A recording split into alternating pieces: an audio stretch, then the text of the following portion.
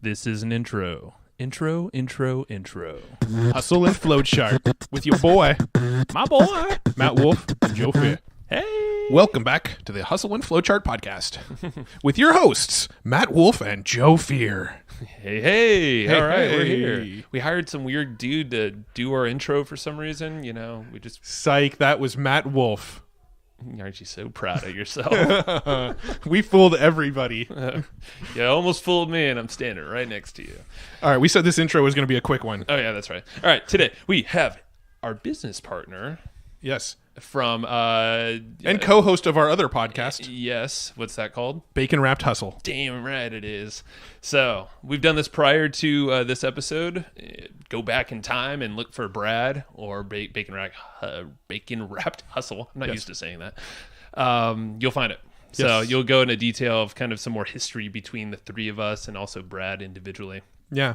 Yeah, I mean, we like to have we have long, amazing discussions with Brad, and almost every time we do, we say, damn, why didn't we have a recording of that discussion? Which is the reason we started Bacon Wrapped Hustle, was to do these episodes once every couple months where we just have these amazing conversations. This one, we're really focused on mindset, but we also talk about books and tools and software and ideas and how to come up with ideas and Thinking models and whatnot. Yeah, it's pretty amazing. A lot of great... one of my favorite that we've recorded just because I love the content of the discussion. So I think you're going to love it too. Yeah, I'm gonna love it. Before we jump in, Oh, hey, if you haven't heard already, we're hooking up you subscribers or any podcast listeners with a free shirt if you join our course. Yeah. So it's a little bonus we're giving you. So our traffic course is called Perpetual Audience Growth. It's about how we drive traffic to anything on the web that we basically sell or promote. That's what we're using, and a whole bunch of other cool stuff in there. But right now, you have a little special deal if you go to evergreenprofits.com/traffic and use the coupon code on the checkout page, shirt. do I need to spell that? Go for it. It's SHIRT. That would spell. Shirt. That's you win the spelling contest. Thank you. But yes, if you Competition. use that coupon, we're hooking you up with a free Hustle and Flowchart t-shirt. So evergreenprofits.com/traffic. If you decide to buy our course, to thank you for buying our course and being a podcast listener, we're going to send you a really rad shirt. It's actually my favorite shirt. It's I love actually it. a new shirt. Yeah. It's not worn. It's my favorite shirt I've ever seen. We're slowly pulling them out from Matt's drawers, t-shirt drawers, and boxing them up for you. And Yes, we're sending people my old dirty shirts. No. You'll get a freshie. You get a fresh new Hustle and Flowchart shirt. Evergreenprofits.com/traffic. Let's do some bacon wrapped hustling. Let's start with an intro.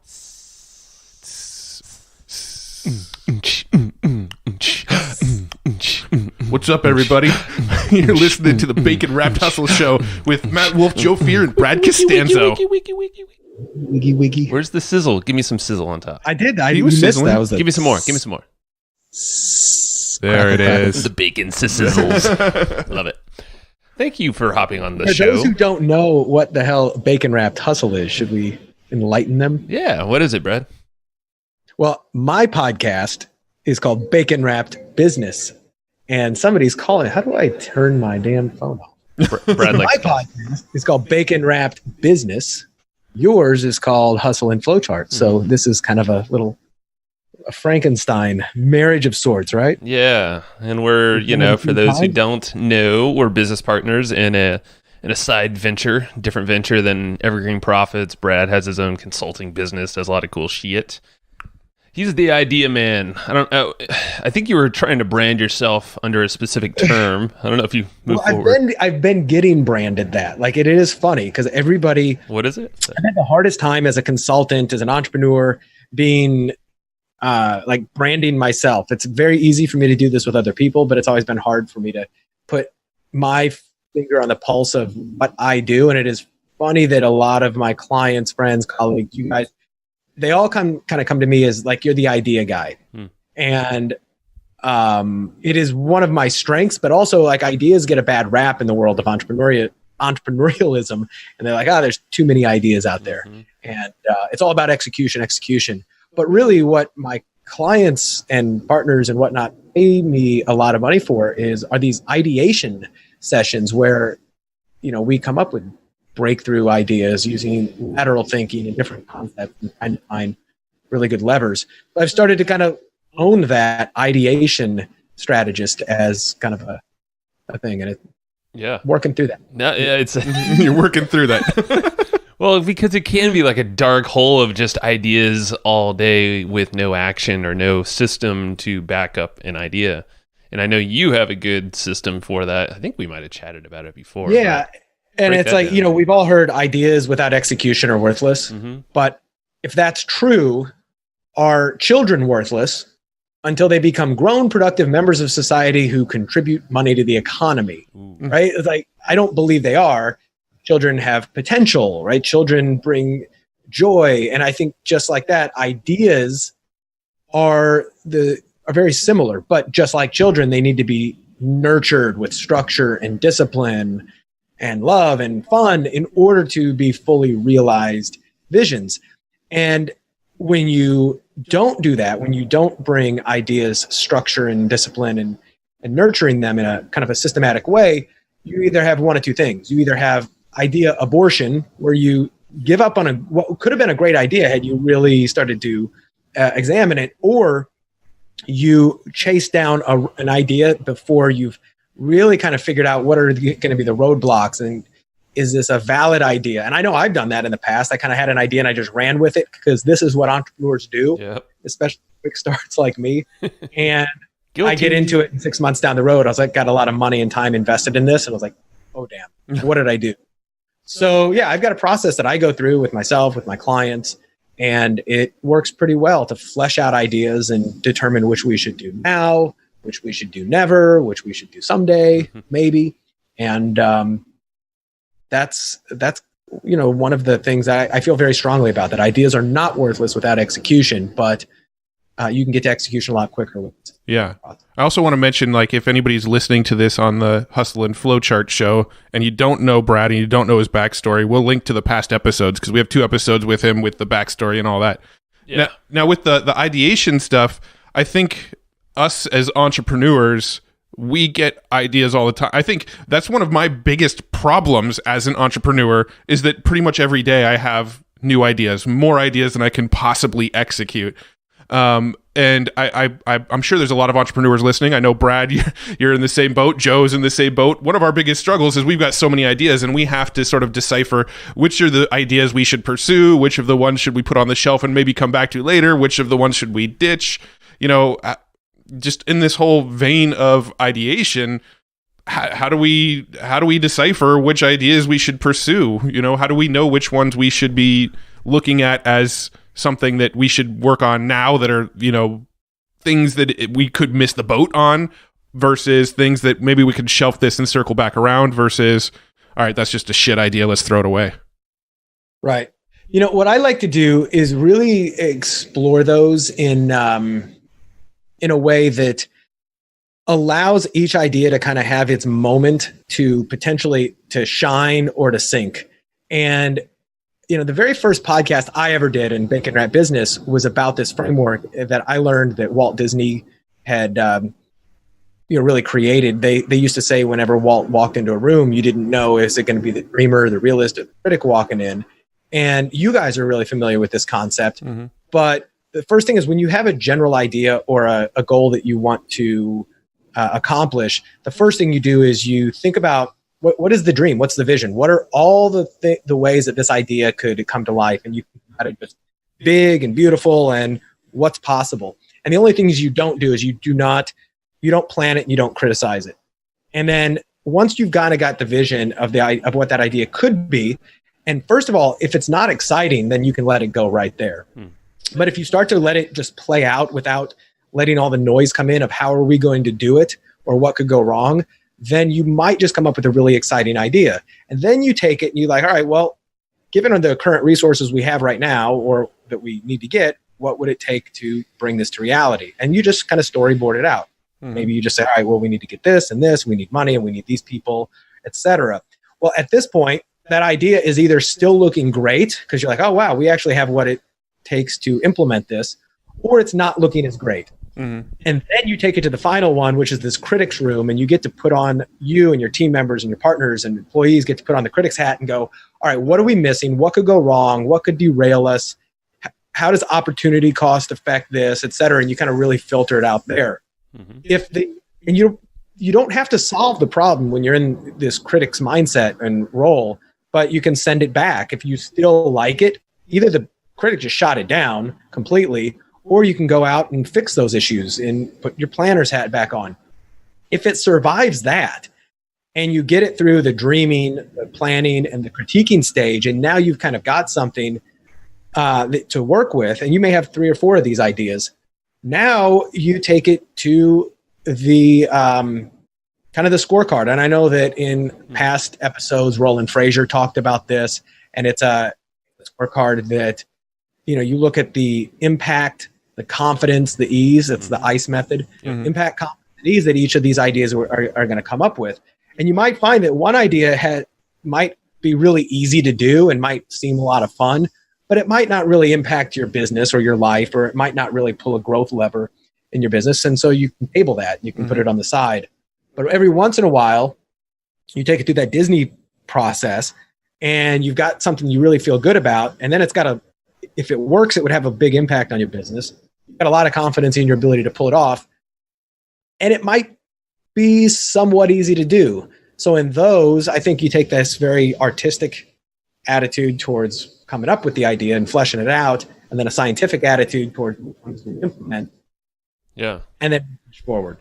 And, this is kind of the process I've been using. So what are some, because it gets tricky because that process works amazing. I know the 3 of us have used that for the business that we own together, and just hashing out random ideas individually too.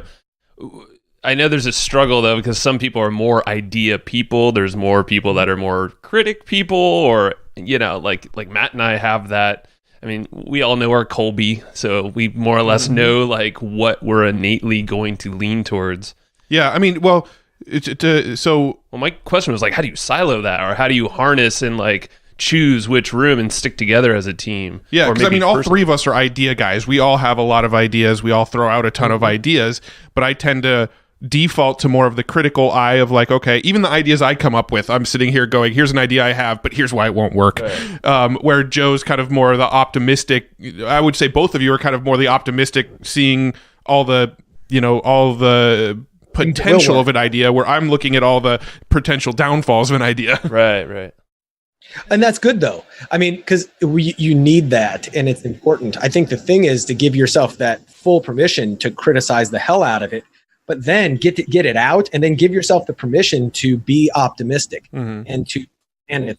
Because, the critic kind of wants to make sure that he's heard. And the critic's job is not to spoil the party. The critic's job is to watch out for the cops. So, that's a good point. That's a very good point. Right? Like, look, he is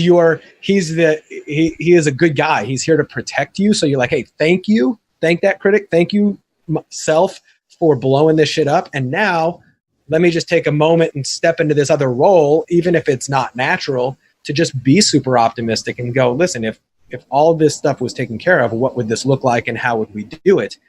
And that just giving yourself that permission to think in that realm can be really productive, because you come up with these ideas and connections that you never would have probably put together. Because you're like, okay, well, I know this could be a problem, but let's just imagine that problem was solved, or that it didn't exist. How would I connect these dots over here? And I think when you relieve that tension or the pressure of having to solve the critic's problems, it just opens up a lot more neural connections. I know it does for me. Like I just recently had a client who contacted me with an idea for an opportunity. He's like, yeah, I don't know. Here's something. And he told me about it. I was like, yeah, I don't know if I have anything here. I don't know if I can do anything. And there's a million reasons why it wouldn't work. But I did this process, and I kind of came up with all the reasons it wouldn't work, and I put them aside. And then I thought, well, what are the ways that it could work? And I relieved myself the tension of having to think about like me actually doing it. And I just kind of played with it. And I came up with a really brilliant idea. And I just got off the phone with him before we got on here. It was Jesse. And I was like, here's how it would work. Here's a person that we can connect with. Here's how it can be made to happen. You want it to work. And he's like, that's brilliant.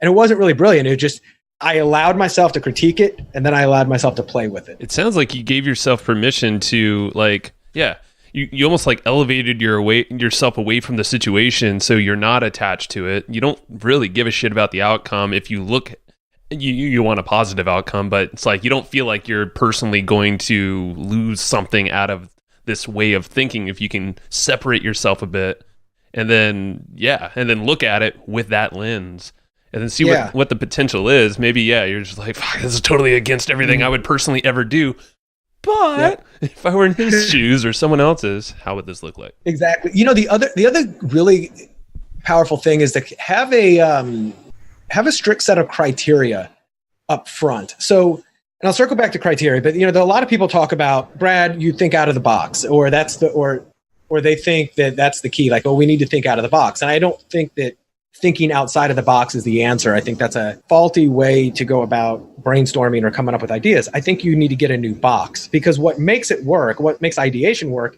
are the constraints. So if I just said, hey guys, think of a business idea. Like it's like going to the Cheesecake Factory. No. And here, off this menu. Don't tell me to think of an idea. Come on. Right, but if I said, guys, I want you to think of a business idea, but here's what it has to do. You have to go back into your childhood and take an activity that you really enjoyed as a child. It could be absolutely anything, and think about how to create a business around it today. And but it should be very related to childhood activities. I'm not going to really ask you to do that, but does anything come off the top of your head? Like, what's one activity you guys used to like as a child? Like, I was thinking just riding a bike back in the day. Yeah. I mean, I used to play basketball as a kid, so I was thinking something around basketball. All right. Maybe we create, maybe a business would be a basketball camp for grown-ups where you hire maybe a retired celebrity like NBA player to come and coach these. By the way, this is not necessarily new. These probably all exist already, but that's one. Like, now I just really quickly created something where you're like, all right, the constraint is it has to be something I did as a child, but now it opens up. How can I create a business around it today? Maybe you like to play tag as a kid, and maybe you like to play like Cowboys and Indians and shoot pretend guns. Yeah. Remember when we shoot each other and like, boom, I got you. Like, no, you didn't, you missed. Well, these days, laser tag exists. And, paintball. And if you look at a lot of the things that we do today, it's like, it was childhood activities we thought was really cool. Like, I just went and did that K1 go-kart racing in San Diego recently. Yeah. Like, that's childhood activities as adults. Haagen-Dazs is a perfect example. Haagen-Dazs is like really expensive ass ice cream. And, what did we like as a kid? We all liked ice cream, but nobody really thought about ice cream like super gourmet. But somebody did. Like, somebody will pay a lot of money for high quality ice cream. I like those constraints you said, because it forces our brains collectively, in this case, to confine ourselves to childhood, something that we did, so we're kind of passionate about, we have some knowledge, and then think inside a new box. You create connections, right? And it's those constraints that allow you to channel the thoughts in a certain way. And it's like, we've only got these things. How do we create X given Y constraint? So for instance, with what we're doing, like, how do we, and we're creating this app and this whole tech platform for this business that we've got. One of the examples that we're thinking about ways to bring this to market, but how can we do this? One example would be, how can we grow this app if we didn't buy a single ad or didn't use a single one of our, our existing assets, our list, our traffic? Not that we have to, but like, if we didn't have those, how would we grow it? Sure. And we're going to a whole bunch of ideas of joint ventures and partnership. It already got my brain going, and that's cool because you can apply that in different facets. No, I love looking at things through that lens of like, put these constraints on it, and now that you have these constraints, now how are you going to, having this new perspective on a problem is, you'll start to come up with all sorts of ideas. And one thing I want to circle back around to too is you mentioned like, that basketball camp thing already probably exists, but there's always ways to put your own spin on it, to figure out how to make it unique, to make it something that's your own. I mean, yes, a basketball camp for adults may exist, but maybe none of them are taught by Magic Johnson, or maybe none of them are tailored specifically towards baby boomers that are in corporate jobs that need some sort of like escape on weekends or something, right? You can think of all sorts of ways, even within your constraints, to think of new business ideas, but then also figure out a USP, something that makes it unique to just what you're doing. Yeah, exactly. And it's this kind of ties into, this is interesting. I was reading an article recently from this professor at Darden University, or Darden, I forget which university it is, but it's like Darden School of Management. She's like a real professor. And she's got this scientific paper about, what makes entrepreneurs entrepreneurial. And it's kind of the way they think. And what was really interesting, she talks about like causal thinking and effectual thinking. And not to get too nerdy and academic here, but causal thinking is basically like, what is the goal we want to achieve? And then you think of all the means you have to achieve it, and you're all working towards this goal. I don't love the naming causal and effectual, but it's very managerial thinking. Like if you're a MBA or you're working at corporate, like, oh, we have these goals we're trying to achieve. This is how we're going to go achieve it. Let's maximize profit, blah, blah, blah. Entrepreneurs, and she studied hundreds of them very scientifically and gave them tests. And she found out that a majority of them, and a majority of the time, think about these things differently. So one of the first things they do is they start with their constraints, like who I am, what I know, and who I know.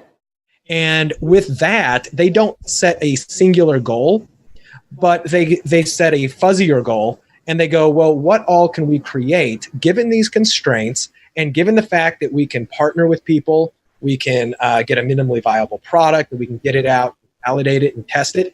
And they realize that it doesn't have to turn into one thing, because chances are it'll turn into multiple things. And what she said is she put an analogy. It's almost like a cook versus a chef. A cook is going to use a recipe, and they're going to follow the directions in order to create a specific dish that people expect. And they have an idea. A chef is going to go into the kitchen and saying, what ingredients do I have? What kind of magic can I create? And it's the entrepreneurs, she realized, operate much more as chefs. But it all starts with that. Here's the constraints. Here's who I am. Here's what I know. Here's who I know.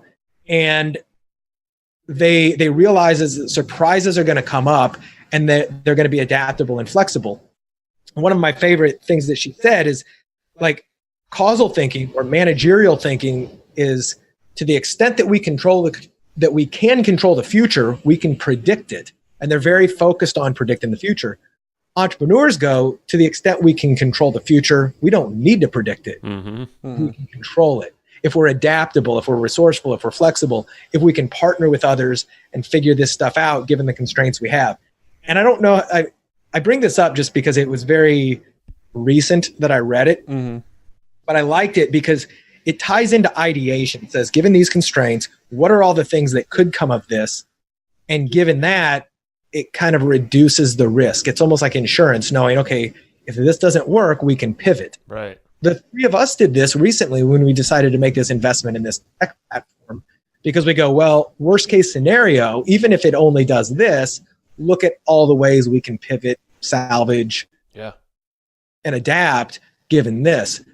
So I think we followed this kind of effectual thinking and ideation and whatnot to kind of cover our bases. Yeah. One thing you and I were talking about last week, and this kind of along the same vein, but you talked about this concept of pretty much like any problem on Earth could be solved. It comes down to two things: physics and knowledge, right? Physics and knowledge. And can you kind of explain, A, where you kind of heard that concept, and then B, kind of what it means?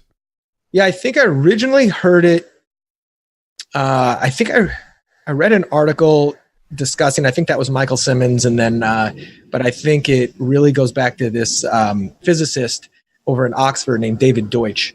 And I'm reading one of his books right now called The Beginning of Infinity. But he talks about, really, everything is, if it's not outside the laws of physics, then like going faster than the speed of light, right? That's outside the laws of physics. But if it's not outside that, then the only thing standing in the way of accomplishing it is knowledge of how to do it. Now, we may need to find the knowledge, or we may need to create the knowledge through experimentation and trial and error in the scientific method, et cetera. But in the terms for entrepreneurs, one of the things we're doing, and I'll just go back to this exact example. We are building a tech platform, an app none of us have an app before. We are all operating outside of our, our experience level. Right. And we're going to be raising capital, and we're going to be scaling up, and we're going to be dealing with big data, and we're going to be trying to sell this down the road to, potentially some new people. Yeah, we're dealing with valuations. What the hell we're doing right there. Right. But we've seen that other people have done this exact same thing. So it's not outside the laws of physics. So now it's just a matter of knowledge. So what knowledge do we need? What knowledge can we get? Or what knowledge can we borrow or access? And that's the other thing. Like, knowledge can be borrowed. You don't have to know everything if you know the people who do. Yeah. And if you can access that. So we can access people who've kind of gone before us. We can access a podcast, and I guarantee all three of us are going to be doing it when it comes down to raising capital and valuing app-based companies or whatever. Let's start calling people who are who've done this before and position the scenario and ask for their help. Yep. Yeah. I mean, this goes back to even us joining you in this company that you acquired, like you brought us into the company because we have specific knowledge, skill sets, experience in different ways, Matt and I as well, and then compared to you. And it's kind of cool because even with this tech build out, like we're all working together, but more or less like, okay, that's more of your ball game to at least spearhead. We're all working together. And now it's kind of like almost forming where us, Matt and I, our big skill sets are really making the website solid, filling all the holes, advertising, traffic, awareness, all that stuff. It all goes hand in hand, but we're leveraging each other in different ways using, all these constraints that we kind of already have in ourselves. Yeah. And we're working with a company who knows all the ins and outs of app development. So we don't have to learn the tech of app development. Exactly. Yeah. Bingo. And it's funny. The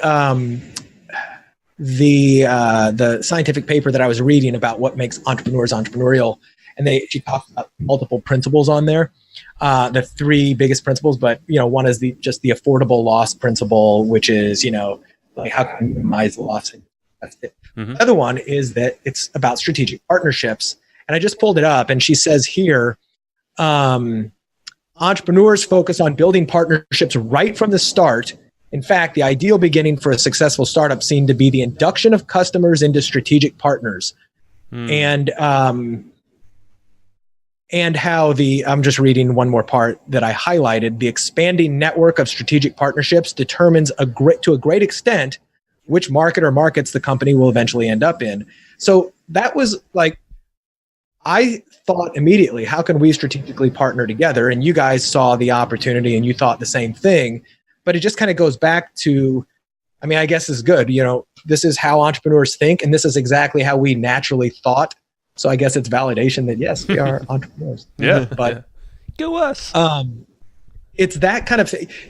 I gave a speech recently at our friend Nick Unsworth's Life on Fire Summit, and I talked a lot about this, like these mental models for thinking and mindset that solve a lot of problems. Yeah. And I even mentioned in the speech, I was like, whenever I hear people talk about its mindset really matters, I get so bored because it's played out. Yeah. But really it is the absolute key to it, because all the other tactics are just the details. If you have the right mindset, if you have the right knowledge, or you can get it, that's just details. What I think keeps us, everybody else, from scaling up and being successful is blockages of either I can't do it, or it can't be done, or I don't want to do it, or it's too hard, or I'm not worthy. And all three of us deal with this crap. No, I think I'm with you. When I start hearing, Joe and I did a duet podcast episode recently with no guests, where we really focused on mindset type stuff.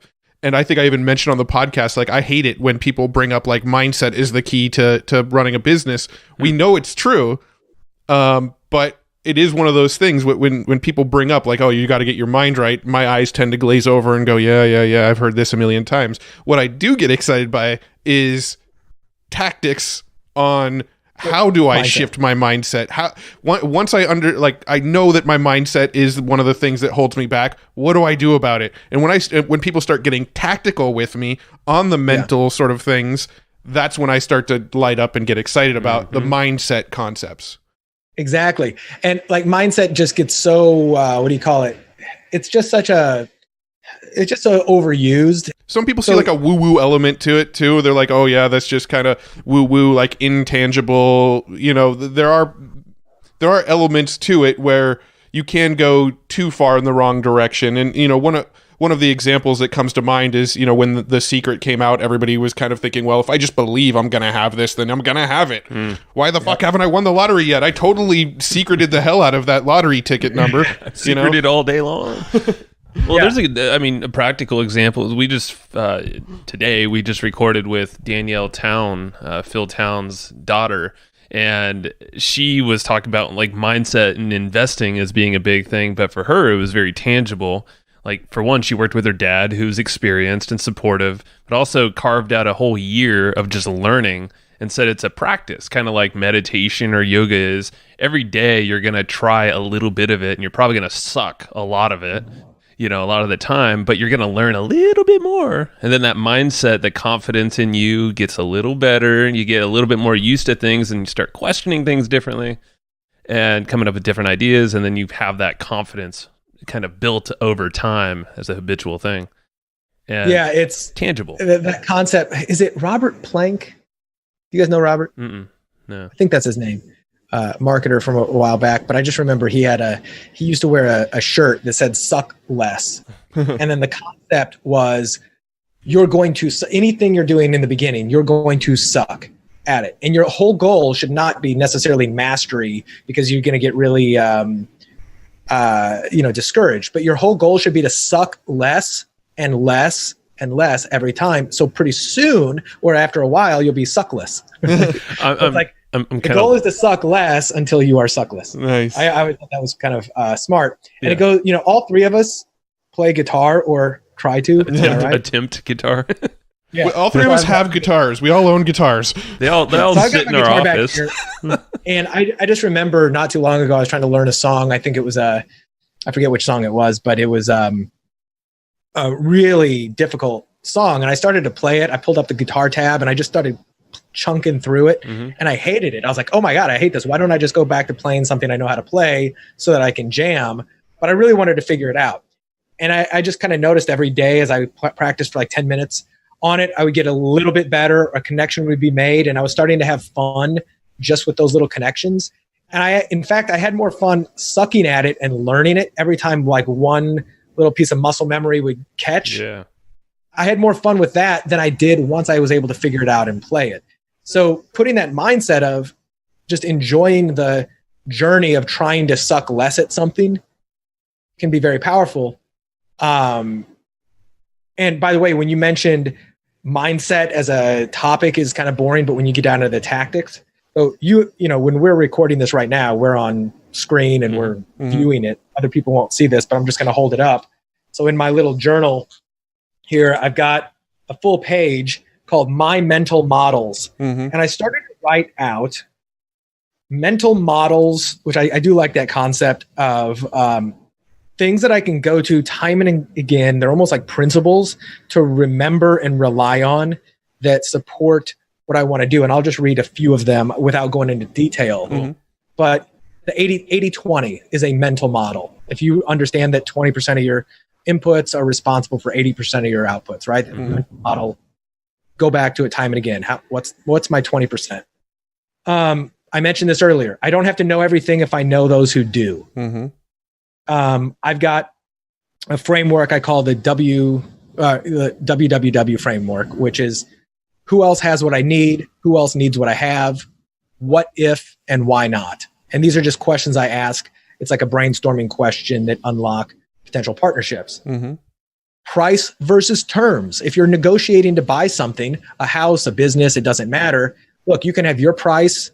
You can have price or terms. Choose one. If you get your price, I'm get my terms. I'll buy your business. I'll buy Evergreen Profits for $100 million, but I'm going to do it over 100 years. And there's going to be I'm going to give you guys $100 a year for 99 years. And then in year 99, I'm going to give you 1,000. There we go. Price or terms. So I just keep that in the back of my mind, right? It's a model that you can count on. It's almost a rule of thumb.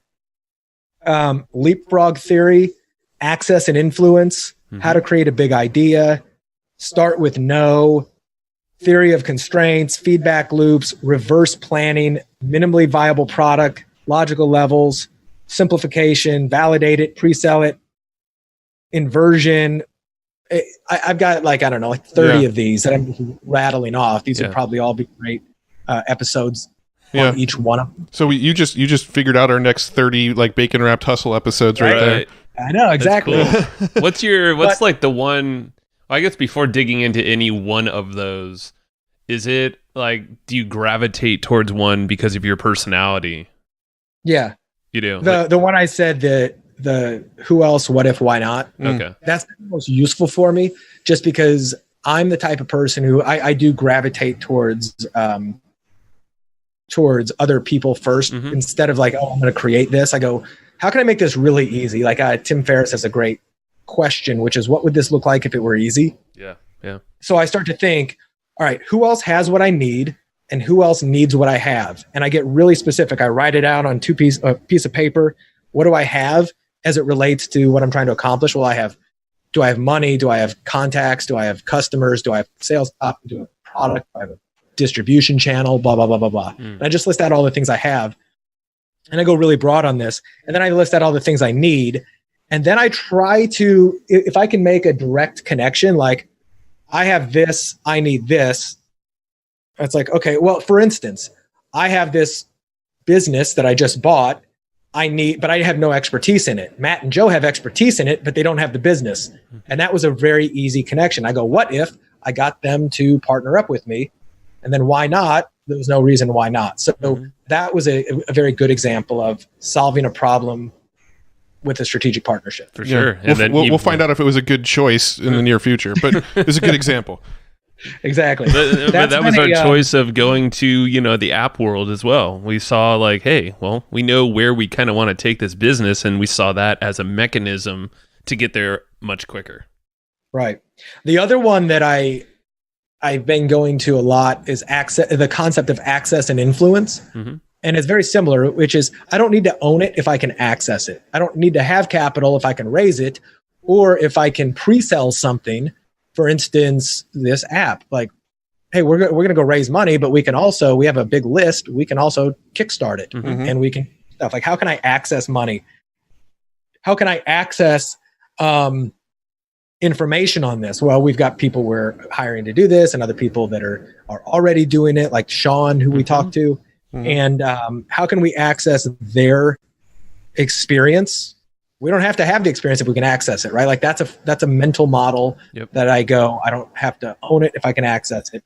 But then the other side of that is influence. So how can I, because I can have access to everything in the world. If I can't influence other people to partner with me or buy from me or help me out, then I'm kind of screwed. So how can I influence them either interpersonally or on a mass level? Like that's why I have my podcast. So I can people one-on-one, but that I can also influence the masses with the sound of my buttery voice. Your sizzling voice. Your sizzling voice.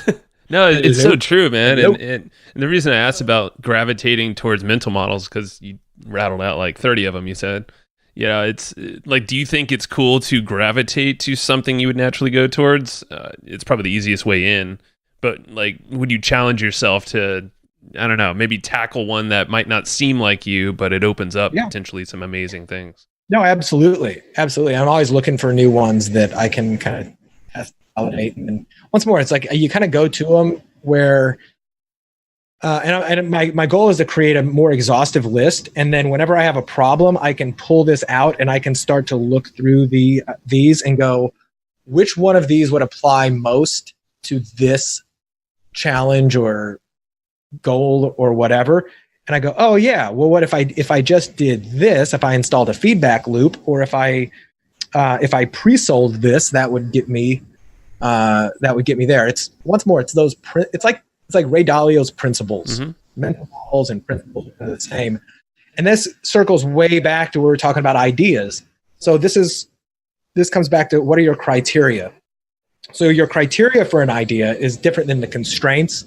The constraints are like, this is what we have to work with, but the criteria is, what do I want and what does it look like? So it has to make, I may have to be very engaged. I may have to enjoy what I'm doing. So I don't want to do anything that I just just hate, right? Like, right. I don't believe in, or it's going to bore me, or I'm going to get bored after a month. I've got to enjoy it. It's got to be potentially very lucrative. Maybe it has to make an impact on the world in a positive way. Maybe it doesn't. Like, not all ideas have to. Some of them are just like, oh, this will make money and it won't hurt anybody. But maybe if you're going to spend your time on stuff, you're at that point in your life where, like, I'm not going to do anything unless it really adds a positive impact to the community. It could be your motivation, like if you're not totally stoked on maybe the business itself, but if you know it's going to leave this kind of impact, that could be enough right there.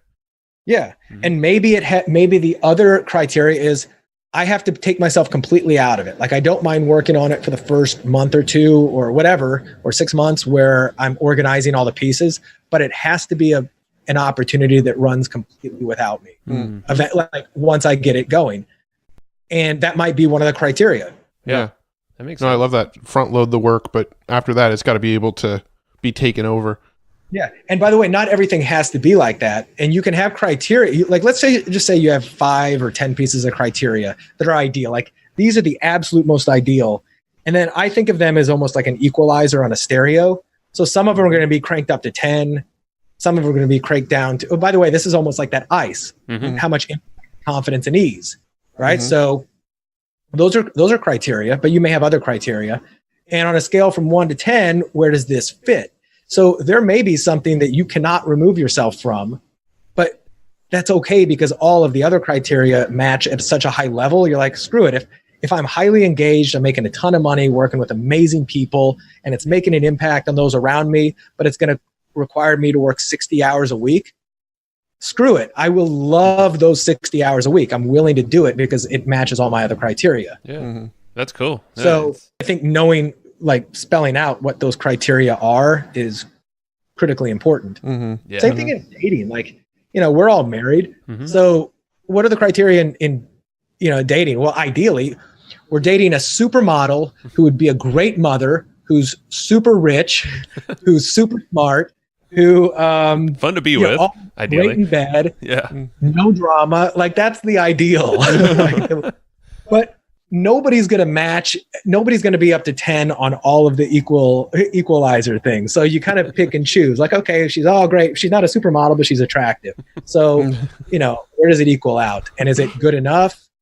Does it meet enough criteria? It's like, okay, I'm going to put a ring on it. I think your wife's listening to you behind you right now. No, I'm just kidding. She meets all 10. Damn right. That's a good answer. The sort of shift in topic, unless you have something else on this. Right. So one of the things that you and I were having a discussion about that was kind of lighting me up the other day was the sort of polymath concept, right? So one of the things that you and I sort of talk about that we've kind of beat ourselves up over the years is how we've kind of like jumped from idea to idea to business model to interest, right? Like I love entrepreneurship and I love business, but I also really love like studying finance, and I really, really love studying like futurism stuff, and I really love studying, and there's like 15 different topics that I feel like I'm like not an expert on, but I'm like, top 25% in the world, like interested and have knowledge on this topic.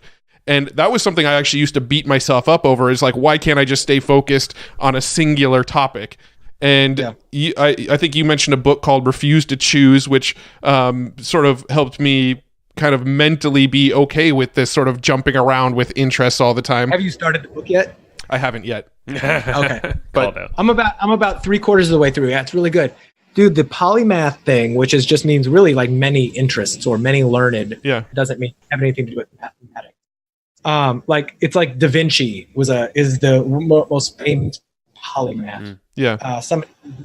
Not just slightly, there's a degree. People who are kind of interested in a lot of stuff, like super shallow, but then there's people like us, I think, we're interested in a lot of stuff, but we're kind of deeply interested in it. Like, we want to go down that rabbit hole. We want to be excellent at finance and excellent at this, and this.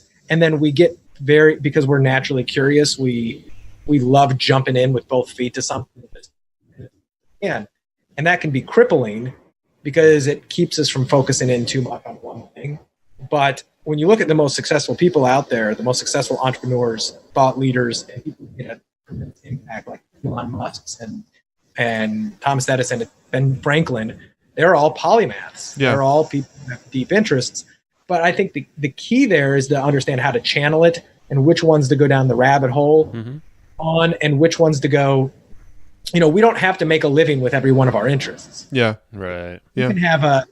You may be interested in 19th century literature, and that's a huge interest, but you don't have to make a living with it. You can make a living as as an accountant. Yeah.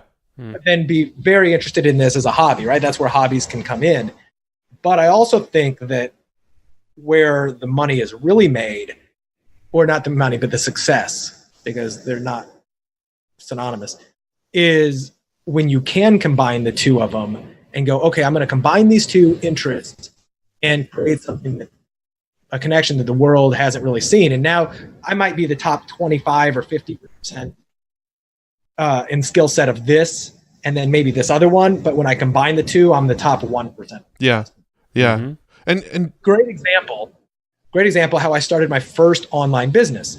So I had read the 4-Hour Workweek. I was like, this is super cool. Online information marketing. I want to be a great marketer. So I started studying everything about marketing. And then I was also really good at doing bar tricks, like little bar magic, not cards, but bar magic, like making a dollar bill disappear or a napkin torn and restored. And I was flirting with girls when it was happening. So I was a good flirt. I was good at bar tricks to win drinks and to just make girls laugh. And I was starting to get good at marketing. And I read a book called The Game by Neil Strauss about pickup artists. And he mentioned people using magic tricks to pick up girls, but he never talked about how or which tricks. And now I combined the three of these interests, marketing, picking up girls, and magic, and I created my very first information product about how to use bar tricks to pick up girls without looking like a cheap magician who's using magic to pick up girls. I was like, I'm magic and pickup. I was not a pickup artist. I was dating my current wife back then, but I was good at flirting, and I just like, okay, I'm going to combine these three interests, and I created a product that did not exist. And I think my best year, it did like $500,000 in sales, and I was really excited. But it's using those various interests to combine them into something that the world's never seen. Yeah.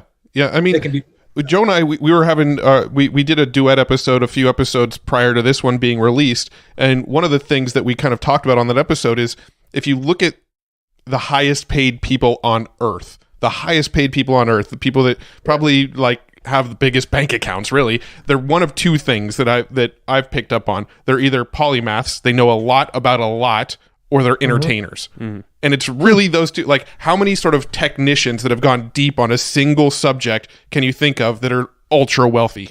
Yeah. No, you're right. There's there's a whole concept of like, oh, specialization is better than better than being a generalist, because a specialist will get paid more.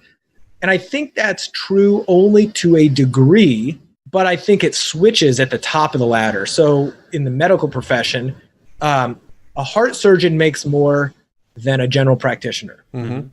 However, the owner of the hospital, maybe a doctor or whatever, who understands that, who understands how to find that we need heart surgeons and we need GPs and we need trauma nurses and we need to see the way the entire thing together more than everybody else. And they're the ones who see the entire landscape.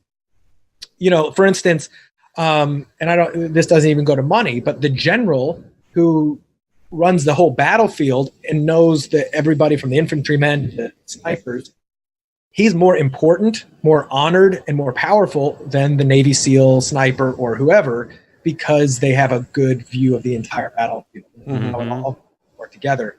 And I use this concept of, because I've been given the advice before, like, be a laser, not a floodlight. Because a laser, like, cut through steel and it's super powerful. And a floodlight is just like it's diffused light. But when you're lost, when you're in the woods, you're at night, you're alone.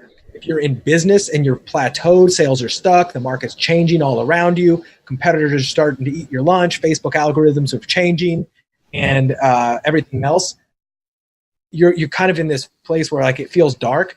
Would you rather have a laser or a floodlight? In those cases, you want a floodlight to light up the path. And I know with my clients and in my life, that's my strength, is being a floodlight. I can help speed the path. Yeah. But then we all have the ability to focus that floodlight into a laser specifically. Like, I'm really good at like copy and messaging and positioning. I'm not as great at traffic, et cetera. Like, that's what your strength. But I know how to find lasers, and I know how to hire lasers. Yep. Matt, this goes to Matt and I have talked about, like the growth periods of a business and then profitability times of a business. And it's kind of these waves. And to relate to what you just said there, Brad, floodlight are maybe those points when you're testing new things. Yeah, you're trying to find a new marketing system, something just broke, or like you said, something you got rejected from Facebook or some shit. But so you have this floodlight time, you dial it up, spread the light around, but then you find a couple levers that work really well from your testing, and you're like, all right, laser focus those two things out of like the 10 you just tried. Well, it's kind of interesting because, we've got this podcast, and this podcast is sort of I guess you can call it like a floodlight podcast. We don't focus on specifically just traffic, specifically just branding, specifically just copywriting, mindset, any of those topics. We don't focus on any one of them specifically. So we're kind of casting a wide net to see what people are interested in. The things that we've noticed that people are most interested in have been traffic strategies. So what course did we go and release? We went laser focused on that training course, but we're constantly casting this wide net to find out where we should point our lasers. Yeah, exactly. And you can always now that you have a great understanding of all the various traffic strategies, you can do them yourself, but you don't have to, because you can be the owner of the hospital. You can hire the heart surgeon. You can hire them to go run all the traffic and do it to your specifications or your criteria. And then, it makes you more powerful. But, the flip side is, as a consultant, as a service provider, it makes it harder to sell yourself as a floodlight. Because lasers are more fun. They're more, they're like, oh, I want a laser. It's like more powerful. That's might not be what you need. Well, a good way to solve that issue for you, if being an idea guy is like looking at a distressed asset, instead of maybe consulting, it's acquiring that distressed asset, kind of like, what you ended up doing with the beer business. And no, precisely. You totally just like own the hospital. And like you said, though, you don't have to be a laser and everything, because you can hire the lasers. Well, that just tells me that if you're going to go the consulting route, you're probably better off being kind of more of a laser down in that specific route, just because people are looking to hire lasers. They're not looking to hire floodlights. Right. And that is the other strategy there, is to have that kind of like, what is the tip of the spear? What is the thing that cuts through the noise and gets in there? It's, it's very similar to, in marketing, like a tripwire. What's that low dollar product that people just want? It's almost an impulse buy. It's so irresistible. Sell them that and you get it. You think of that as a laser. And then you've built their trust, and then you're able to have, your back end and your other services. They don't have to be as sharp. They can just be good. I think Michael Masterson talks about this in Ready, Fire, Aim. Did you guys ever read that book? Yeah, a while back. Yeah, it's a great book. A lot of entrepreneurs and infomarketers have read it, but it's, and if they're not, they should. But he talks about how that tip of the spear has to be the sharpest thing. Everything else can be kind of dull. You can get somebody in, like on a $50 or $5 product, but you should put so much effort into making that so fantastic that it blows them away. Like it may be your cheapest product, but it is your best, because now you've got their trust, and you can give them, the back end can be relatively basic by comparison, because you're not competing with everybody else who's trying to get their attention. Not your attention.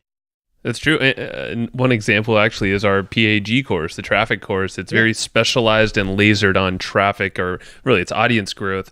But when people get in, they don't only get that, they're getting this whole community where we're chatting about the latest and greatest in just business.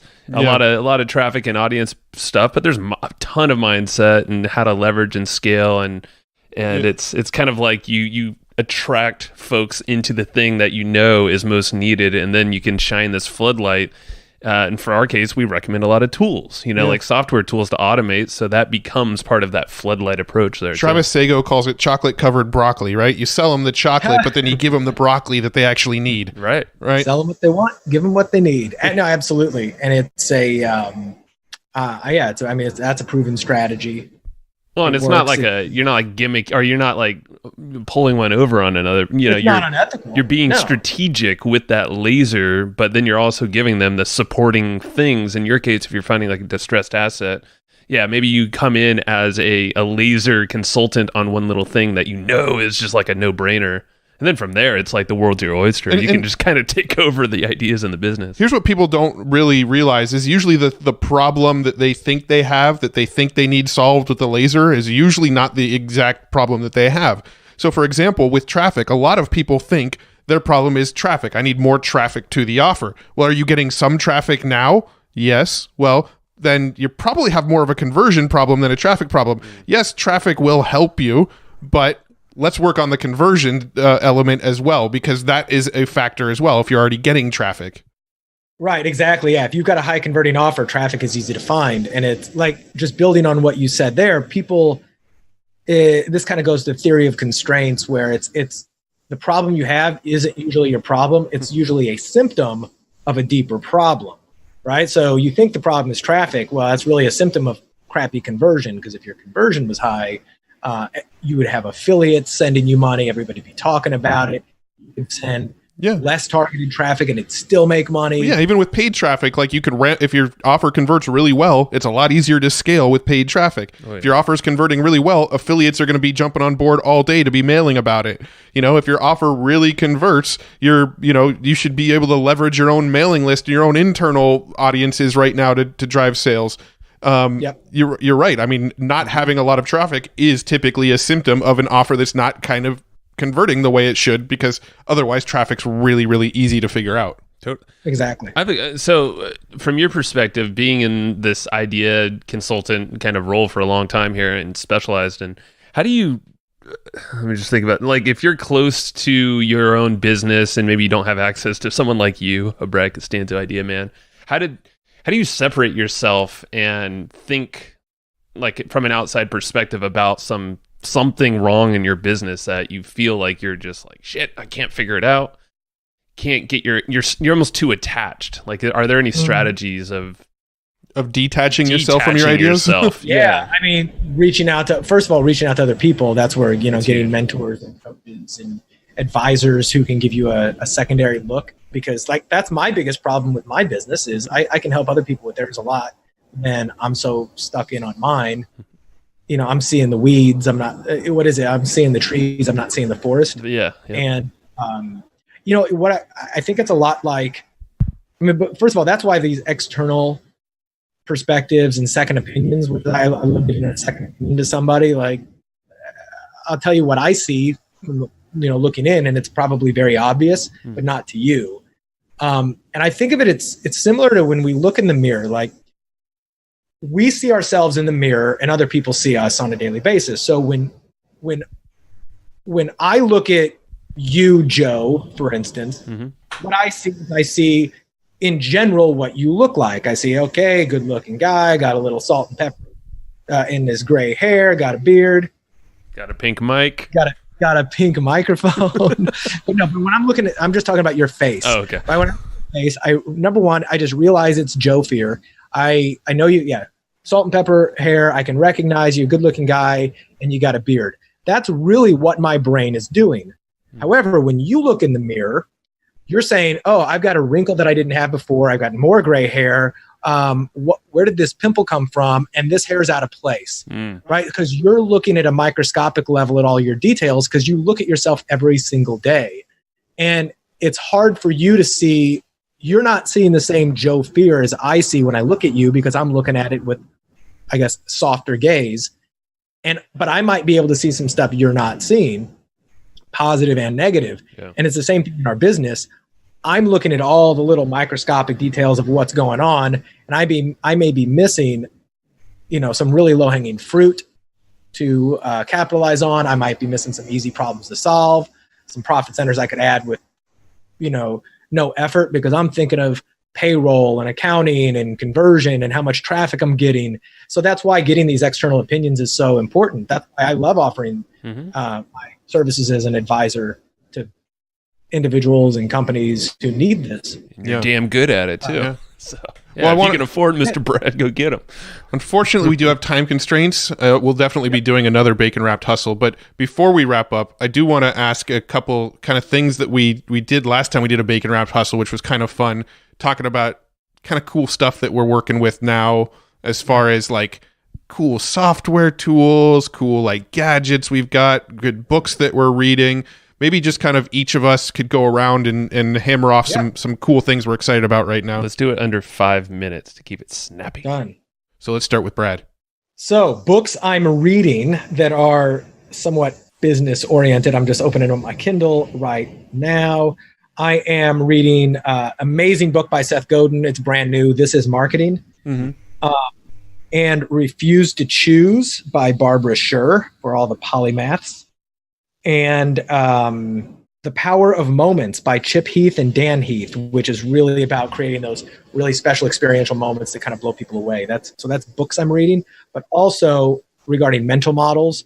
Michael Simmons, who I discovered on Medium, has a great course called Mental Model of the Month Club. I'm sure it's pretty cool. It or something if people are interested. I've been really diving into that and getting a lot out of it. Yeah. No, I'm actually right now, it's not a book, but I am reading the Polymath Mental Model. I've been working my way through that. Who's that what was the guy's name? Michael Simmons. Michael Simmons. Okay. So I wanted to get a bit more, then I'm going to reach out and have him on my show. Yeah, I mean, each one of those mental models is like a book in itself. So I've been working through the Polymath Mental Model. And then I know Joe and I are both working on this book called Get a Grip by Gino Wickman. Yeah, that's really good. That was referred by Carl Allen. So, you're well aware of him. Well, we talked to Carl Allen, and we basically said one of our biggest problems is we like to go out and acquire businesses and add new stuff into the mix.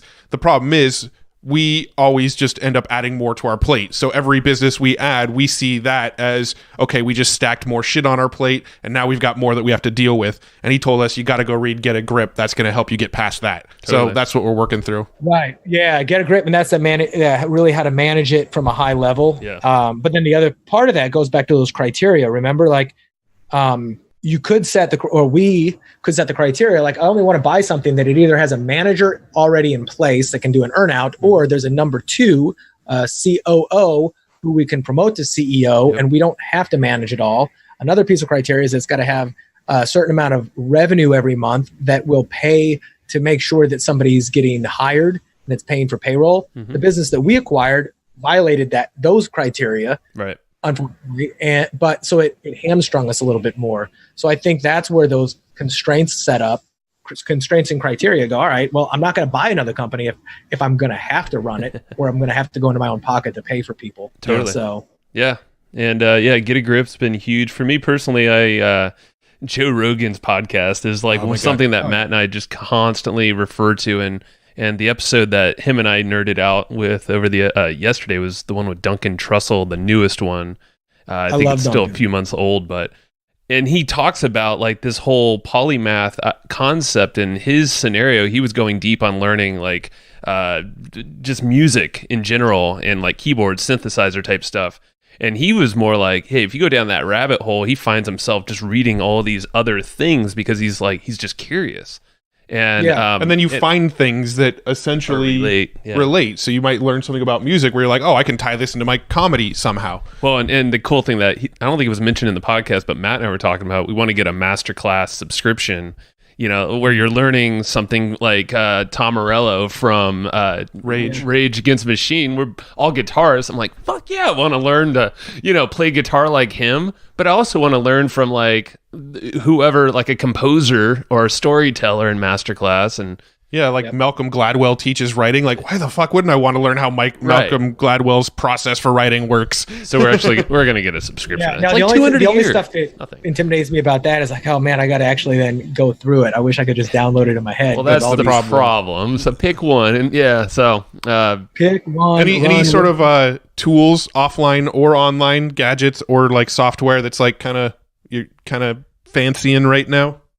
Lovingotter.ai. Use that for voice notes. think it's like 600 a month. I sent this on Slack to you guys. Have you guys seen Wave, WAVVE.com? No. Creating almost like repurpose. No. What is that? It'll create, I'll send a link to you. It'll create cool little snips of like graphic equalizer stuff. Oh, we must have missed that one. That sounds cool. Yeah, for podcasts or I'll send audio. a link back to you. Cool. I just got Stencil, which is almost like Snappa or Canva. That's right. Yeah. Are you liking that? Yeah, I like it. Okay, cool. It's cool, and they have or had AppSumo did the lifetime link, $59 for lifetime. It's just like Snap. Yeah, that's cool. I like that. Those are, I think, some of the main. Yeah. I mean, for me, the tools that I'm using a lot lately, I use OmniFocus. It's like I don't know how I ever lived without OmniFocus. Now that I have it, it's kind of like a task management. I need you guys to train me on that because I'm really bad at that. It's like a brain dumping tool. When you get a lot of ideas, it's great to just like dump your brain into this, dump all your ideas into it, and then you can delete them and organize them and filter them and do all that kind of stuff later. And then there's like a task list element where you kind of set stuff for your daily tasks and they can be recurring. So that's kind of like keeps me on track, making sure I just keep doing the monotonous shit every single day that that I know has to get done. So that's one thing. The other one, we use Doe and I both use a tool called Day One Journal. We're both big journalers. We tried doing the handwritten thing for a while, and it didn't really seem to flow for either of us. So we went back to typing our journals in Day One. I do both. Yeah, I do both journals like that. I literally have like 3 journals. So one of them is my morning pages journal, and I'm writing like just brain dump, stream of consciousness. Another one are my a little bit more coherent thoughts. Yeah. And then the other one I showed you, this big one, is almost like a play journal. It's much bigger, and it's where I can maybe either sketch or just let my brain go and write big stuff out. So I've kind of got different mindsets for each. Yeah. I pretty much load all of that kind of stuff into a single journal. So I'll do day one or morning pages sometimes. I don't stick with it as much as I should. But I actually do have a handwritten journal, and I'll handwrite. And when I do handwrite it, I actually scan it and put it into day one so that all of my journals are sort of organized by date, no matter which format I wrote them in. It's pretty cool. I mean, I wasn't a journaler. It took me a while to get into it, but day one just makes it easy. Or you could just upload images like you do, Matt. You like have a cool day with the kids or something, and you don't write anything, but you're like, oh, this was cool. And then the pictures sort of help you remember what happened on that day. So you can add pictures. You can upload your written journals. It organizes by date. You can add tags to it. So I have tags in there of like, if I'm journaling mostly about business, I tag it with business. So I can go back and see like my business journaling and personal journaling. And, I use tags for various other things as well. Nice. And then as far as like an online software tool, I'm really still loving Wicked Reports. It kind of took me a while to understand how powerful Wicked Reports is, but now I'm like checking in on it every day because that's where I'm finding out the values of our leads, the values of our customer, how effective our Facebook ads are, how effective our Google ads are. You kind of get like the 30,000 foot picture of your business and what's working and what's not, and your cost, your value per customer, and your cost per customer, and your value per lead, and your cost per lead, and having all that information and backing it out makes decision making for investments so much easier. I'm glad there's nerdy guys like you to do that. I know. I was like, that's a lot of numbers. Yeah. Well, once you know your numbers, it's a lot easier to scale your business. Of course. And I've used Wicked Reports before, and I like it, but it was a way to dude, it took me like 4 months to figure out what the hell I was looking at, but I've kind of got my flow with it. It's a great tool, but takes some time. But on my side, it's weird, but I've gone back to the Colby like a lot lately, like my personal results. And I've said this on the podcast that we did the duet, that has been a tool that I know the three of us have used, but I didn't like really take the time to digest it. So just like you knowing the numbers of our business, like that's literally like I equate it to knowing my personal numbers and then qualities, the do's and don'ts. And it's let me kind of release some pressure on myself that I was expecting myself to follow through on shit that I just personally shouldn't really be focusing on. Yeah. Giving myself freedom to think clear in different ways, which is really cool. One of the biggest things I've done lately is just giving slow playing my morning dramatically and let myself think, read, journal, think. I mean, we are ultimately paid to think. Yeah. And it's easy to busy work ourselves to death. So I'm using that specifically. Well, sweet. We gotta go ahead and put the lid on this one. But everybody checked out. Let me plug something real quick because this is our podcast. No plugging. No, go for it. Do it. No, but in the near future, the date is not yet set, but I am going to be running a public version of my ideation intensives that I do with individual clients and companies. Sweet. And we're going to be talking about the proper way to go through an ideation session. We're going to talk about how to apply these mental models, constraint, like everything we've been talking about here. Mm-hmm. I am creating something that's going to be more publicly available. So if anybody has any interest in checking that out, do you mind if I give them the resource? Do it. Go for it. So just go to baconwrappedbusiness.com/BW Hustle. Stands for Bacon Wrapped Hustle. So I'm going to set up a page by the time we do this. And if anybody is interested, I'll know that they came from this, because I know you guys will be there as it is. So I just wanted to kind of get that out there. This is soon. Is this going to be the Bacon Wrapped Hustle Intensive? No, this will be the ideation intensive. This is the ideation. You're trying to hijack his event, Joe. He's hijacking her. No, just kidding. Bacon, and we'll be dancing the hustle and drawing on flowcharts. Yeah, man. Love it. We'll be there, and it's going to be badass. So go there. We'll post that in the show notes. What was it? baconwrappedbusiness.com/BW Hustle. There you go. And we'll make sure it's in the show notes. So sweet. We'll make sure. And also check out Brad's podcast, baconwrappedbusiness.com. That's and right. It's quite cool. It's quite nice. Good sizzling profits. And you know what I think I'm going to do? Once you guys are done editing this, I'm going to drop it on my show as well. We'll do a dual episode. Love it. So simulcast. So if you're listening on Bacon Wrap Business, also check out hustleandflowchart.com. True that. Yes, sir. Thank you, y'all. Did you know that? Thanks, I didn't even know that was a URL. I thought it was just Evergreen Profits. Yeah, you can go to either one. They'll both get you to the same place. You'll find us. All right, dude. All right, guys. Have a good one, and we'll talk soon. Yeah. Sweet. Peace. All right. Thank you. And I hope you just enjoyed this episode you just listened to. Now, right now, before we sign off, I have a few things I would love for you to do. So the very first thing is to go find our guest on Facebook and tell them that you loved their episode with us. That's going to help them just feel good about themselves, but also it's going to spread the word a little bit more for us. So go find them on Facebook. Everybody's on Facebook, and go say that you love their episode and maybe one cool thing that you learned there. The second thing is to go to iTunes and subscribe to our podcast. Just look up Hustle and Flowchart and hit the subscribe button. And the very last thing, the third thing, is to leave us a review on iTunes or wherever you're listening to this podcast and help us spread the word more. That's how more people are going to get this awesome knowledge, this cool podcast training, and a whole bunch of other cool free training that we give out at evergreenprofits.com. So that's about it. Go find them on Facebook, go subscribe on iTunes, and leave us a review. You would be amazing if you did that, but you're always amazing. So thanks for listening, and we'll catch you in the next episode.